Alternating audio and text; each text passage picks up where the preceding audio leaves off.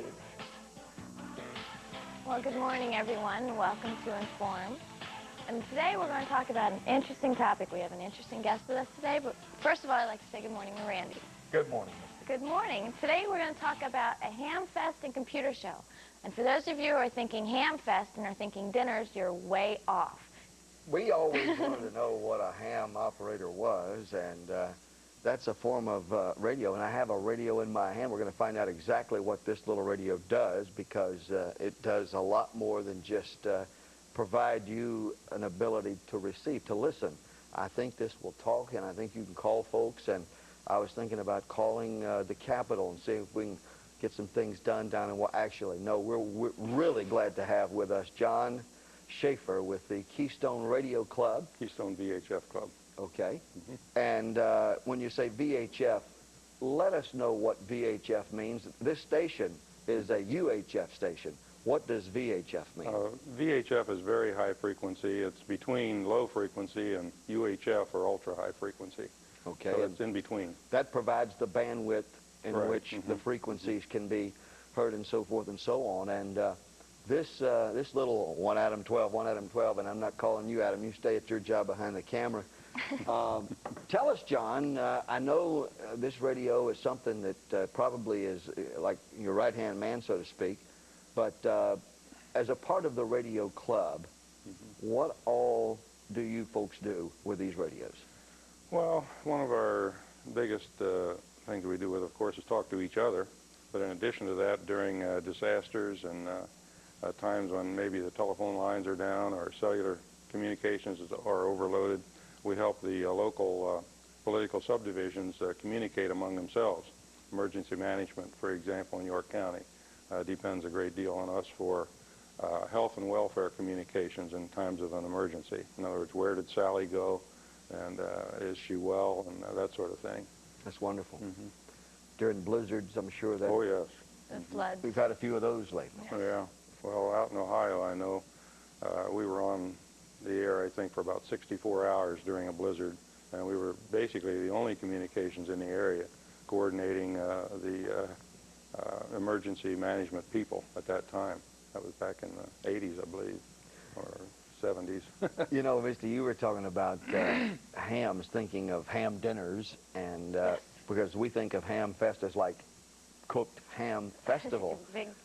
It's sort of going to be like that, because I think they'll probably have some snack bar vendors there and so on and so forth. But when I think of ham, I think of little kids, and I think of grandchildren, and I think of people who really... I read an article the other day in one of the Lancaster papers about what it is like to be a Hershey bar, a Hershey character. You know, we talked about the Hershey parade and so forth, and how that the costumes have, you know, grown over the years and all. But in order to get a job doing this character, you have to audition, and you have to ham it up, they said. Yep. You know, No doubt that. they don't want somebody walking through the park that's sort of like Casper Milquetoast. There you go. Now, they said just because you're Casper Milquetoast, that doesn't mean you don't need to apply, because sometimes when you put on the costume, Oh, right. you like become the San Diego Chicken. Remember that guy that, oh, wow. Well, now, John, we had talked about ham earlier just before the show, and you said... You mean cooked ham for dinner? No, actually, we talked about the term ham. Go right ahead. I asked him if, when he said he was a ham operator, I asked him if you pulled down big hams off of meat hooks, and he said no. So, but we were talking earlier, and we're not exactly sure where the term ham came from. But you were expanding upon the person who created it. There's several stories of which I can only recall two, and one of them is hamming it up, so to speak, as Randy was saying. The other is that Hiram Maxim was one of the early ham operators which organized the amateur radio operators into a group of hams that could relay messages between various cities, because at one time, and still on certain frequencies, you can't talk very far. And his initials were H-A-M, and some people say that's where it came from, that he was very in the front of amateur radio at the time. So, good question. I always wondered about that myself. So those are only two of the stories. And, when you talk about communication between cities, isn't it now and/or countries? Oh, yes. Oh, it has been for some time. Marconi, of course, started that off with England to Massachusetts contact. But they found as they increased power and changed frequencies that on the lower frequency bands, the signal is reflected off of the atmosphere and comes back to Earth, and it kind of skips, as we call it, skip. And on some Skip frequencies, rolling. yeah. I used to know a fellow that was skip rolling, and all of a sudden they went down and the long arm of the law reached under his desk and pulled out some sort of an amplifier, and he got fined. And he was talking to people halfway around the world with a little, 20-watt, whatever, CB radio, and he was breaking the law in so doing. One thing, when I think about what you folks do that is a real good thing for the community and so on and so forth, I am sort of interested on how a fella doesn't have to be, I'm sure you have women involved in this as well. A lot. Because they can ham it up, you know. Oh, you know it. Another program, another show. But at any rate, that's interesting. We'll find out all about that. Well, before we go any further in this show today, I think we should give Sam a chance to play for us this morning. Sam, you're going to play Hello, Dolly? Take it Go right away, ahead. Sam.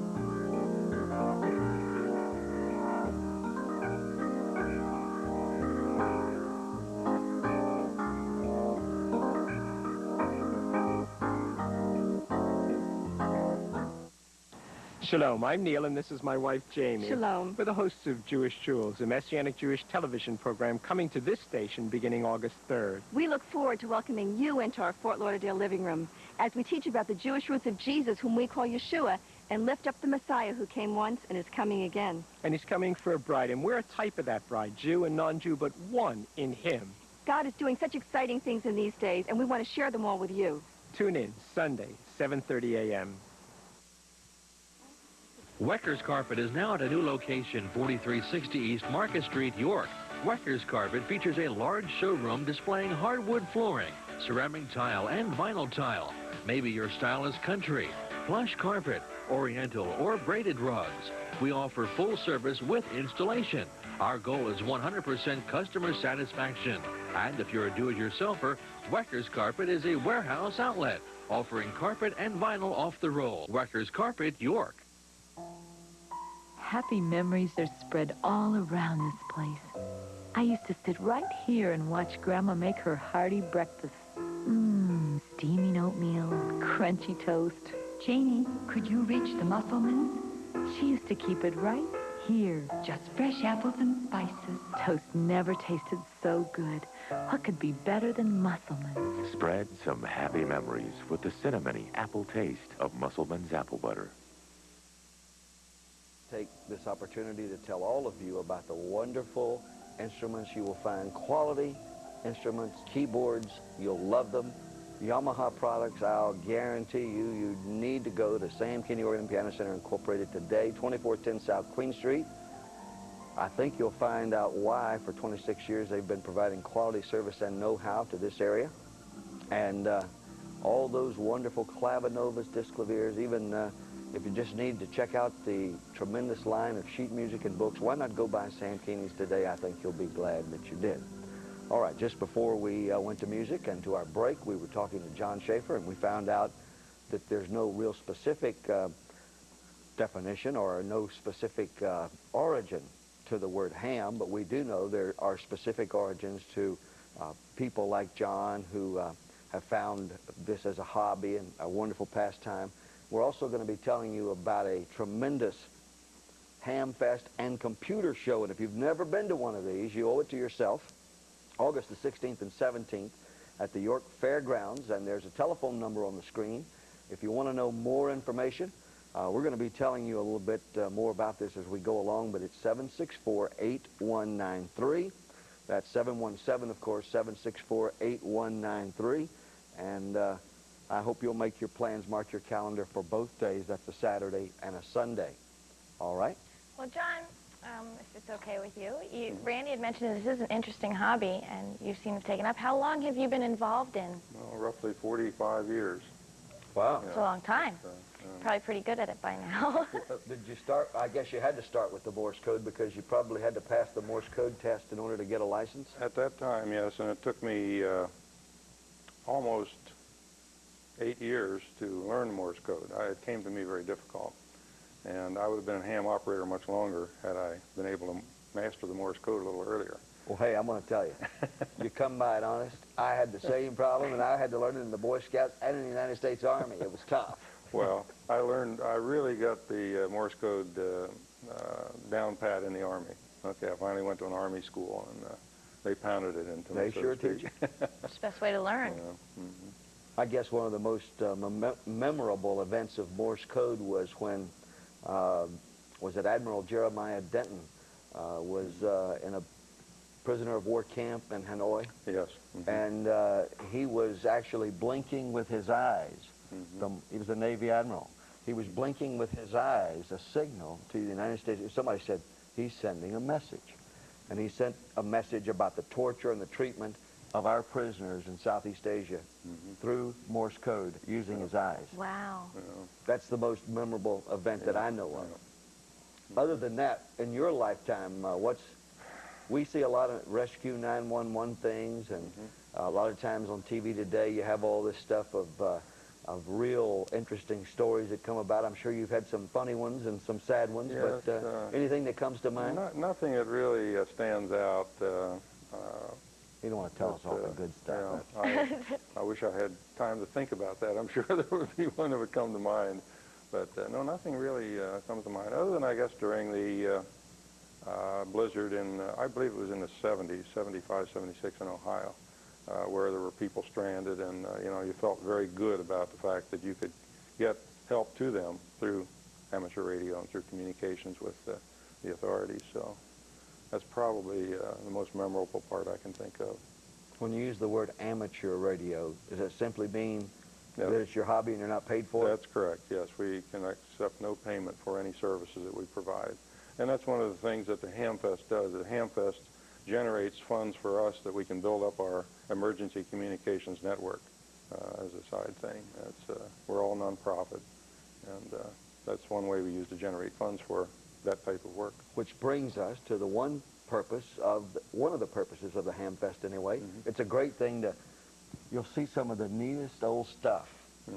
You'll see some of the old tubes that, I mean, there are some neat displays. It's like a museum, if you will.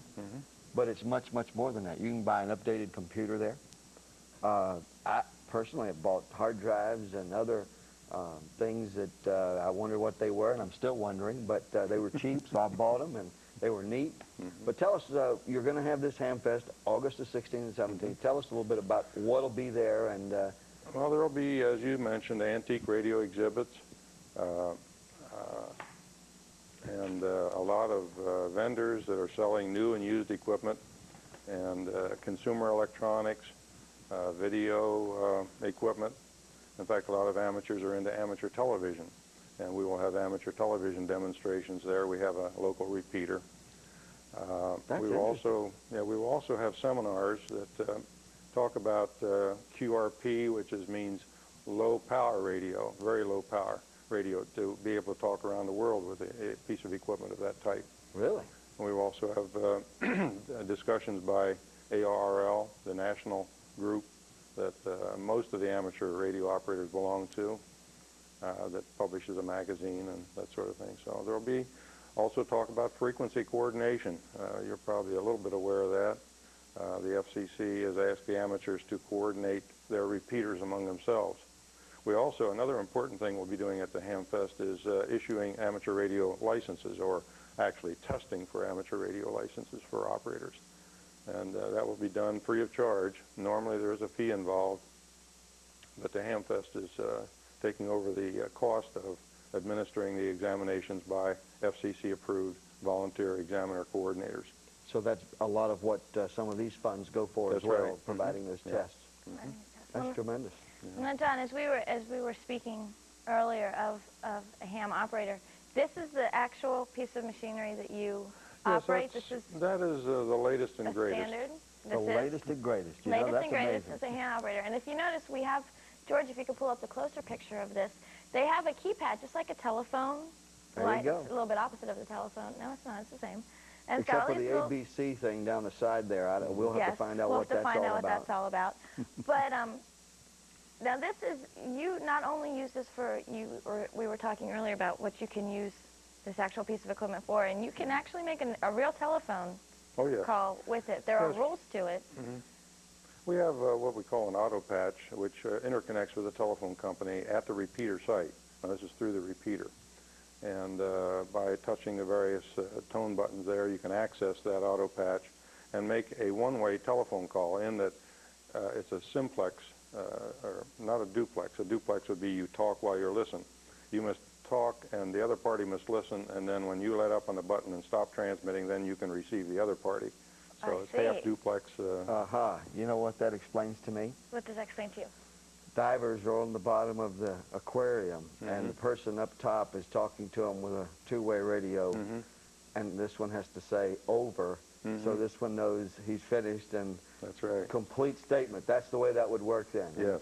The over is just an essential communication to the other party to let them know it's time for you to talk. Yeah, it's not unusual to hear people talking over one another on the telephone to a radio, because the other person many times doesn't know that the other person can't hear them, because a regular telephone you can, so it's a little confusing. Very interesting. That over now, and now some of the lingo makes sense.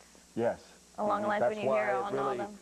Struck a chord with me. I watched that not long ago, and I wondered why they had to do it. It seemed so monotonous, but now it makes sense why they would do that. People who are interested in this are probably various ages, young, middle-aged, old, and I don't know what any of those mean, young, middle-aged, and old. I have not placed myself in a category yet.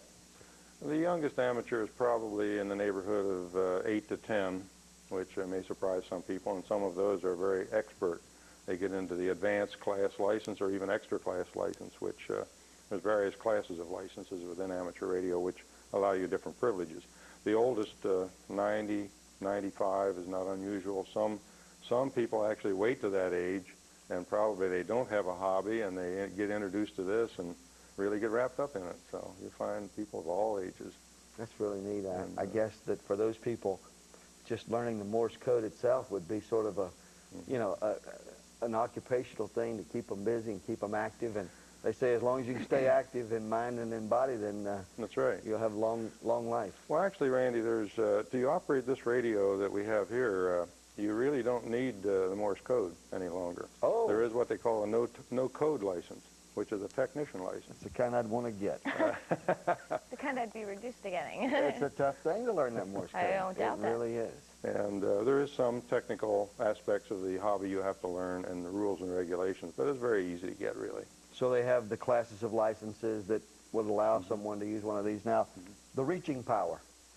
Well, on this particular radio, the range is about 4 to 5 miles between a radio of similar size and power. However, we have what we call repeaters, which are up on the tower up on Rocky Ridge Park, in a Rocky Ridge Park area where our club site is. And through that repeater, right now you could reach Chambersburg, down into the lower part of York County, up into Dauphin, Pennsylvania, even further, and down sometimes near Philadelphia. Well, you know, that would even go beyond our basic cellular coverage to go that far. But the other area is very, very similar to our current cellular coverage that doesn't require a long distance, you know, yes. an extra nickel to reach out and touch and so forth and so on. Well, that's real good, and I guess the club itself is open to interested parties. If, if they want to come and check it out at the Hamfest, that would be a good place to do it. Excellent place, and of course the telephone number that's on there is a telephone number that's available 365 days a year to get information on any one of the 3 clubs that sponsor it. And we might mention that there are 2 other clubs that, in fact, the Hilltop Transmitting Society is right here in Redline, and with their operation of Fawn Grove. The York Amateur Radio Club, of course, is from York, Pennsylvania. So there are 3 groups that, that sponsor this. While we have that on the screen, we'll talk just a moment about what people can expect. They'll pay $5 each day to enter the Hamfest. Then tailgating. I think that means where if you've got a station wagon full of electronic stuff and you want to come down and see what the best buyer will pay or whatever and sell that stuff, you can do it. That is for right. $5 a day for the space. It begins at 8 a.m., closes at 4 p.m.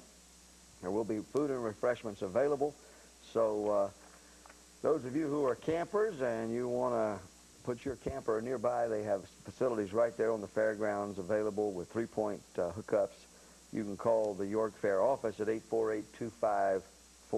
That's 848-2546.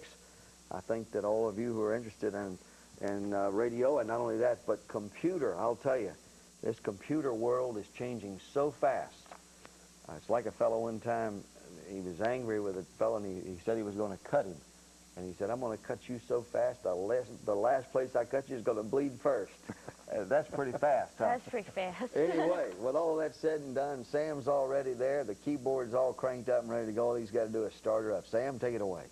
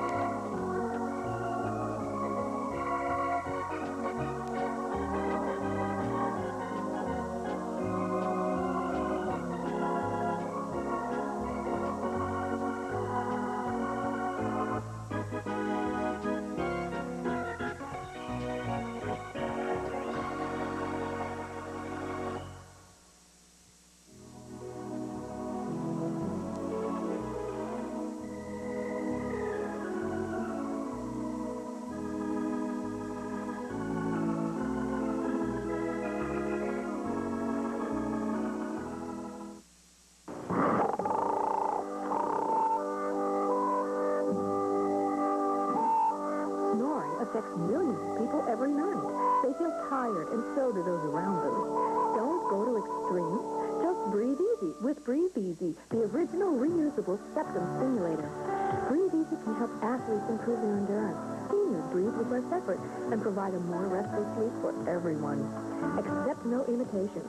Breathe Easy is the only device whose cross-linked ball design properly distributes pressure onto a wide area of the septum without discomfort. To use, just separate the ball fall slightly and place Breathe Easy onto the septum. Breathe Easy stimulates the septum to open nasal passages and leads you to freer breathing. If you've tried pills, sprays, and disposable breathing devices that can cost hundreds of dollars a year, it's time you tried Breathe Easy. Breathe Easy is completely drug-free and reusable, making it extremely economical. Just wash in hot soapy water and use it night after night. Breathe Easy is unconditionally guaranteed. Start feeling relief in 3 to 5 days or return Breathe Easy for a full refund. Perfect for anyone in close quarters, campers, cruise ships, dormitories, not to mention your mate. Breathe Easy can help everyone get a good night's sleep. To order Breathe Easy, have your credit card ready and call 1-800-747-8458. Breathe Easy is just $14.95, not much to pay for a good night's sleep. Get Breathe Easy and get some rest. Well, friends, we hope you're having a great day where you are. We're just having a good old time learning more and more about amateur radio. Earlier, you heard John Shaffer, our guest, talk about Marconi, and a lot of people may not realize that Marconi was really responsible for not only the radio, but also ultimately television waves. And when he said that he could transmit this signal without wires, even his family thought he was deranged, and they sent to have him taken to an institution. Committed. They did. They did. And, you know, I thank Marconi for finishing up his work, and not only that, but I think people like Edison, if we didn't have Thomas Alva Edison, we'd all be watching Marconi's product in the dark. Yeah. So we're thankful for that. But John Shaffer, I mean, it really is almost absurd that in early founding of the patent office, the fellow who was the head of it said all the patents that can be patented are there, and we can, you know, he wanted to work himself out of a job, I guess. And to this day, I guess Edison is number 2. I think there is one fellow who has more, but not nearly the sophistication. A lot of patents are on little trinkets and toys and so on and so forth, but a lot of that don't hold water to what we have as a result of people like Marconi and Thomas Edison. Now, the Hamfest, for all of you who want to ham it up, vaccinated with a Victrola needle or not, you can do this. You can have fun. You can probably save a lot of money. Wouldn't you say that, John? Absolutely. You can buy products, and I mean this. First of all, you'll buy from people who are willing, more than willing, to, for the most part, take your checks. I know I've paid personal checks there most of the time. In fact, all the time that I've bought, I used a personal check with no problem, or they take credit cards. You can buy computers. You can buy pieces to reassemble or to assemble a computer. It's really a great event. Yeah. I'm sorry. Go ahead, we're running out of time. There's new and used electronic equipment and computer equipment, and if you pay the $5 on Saturday and don't find exactly what you're looking for on Saturday, keep that ticket stub and you can come back on Sunday for free. Important point there. That's good. Yeah. Folks, thank you so much for letting us be a part of your day. Be sure and send us the announcements of what's going on in your church, your club, your civic organization, and we'll be glad to do our best to get it out there. Thanks, John, again. Let's have a great day, folks. Thank you. See you next time on Inform. Thank you for watching Inform, TV 49's community magazine, a close-up of the events that matter most to you. You may contact Randy and Misty by writing to Inform, Post Office Box 88, Red Lion, Pennsylvania, 17356. Until next time, have a great day from your friends at TV 49.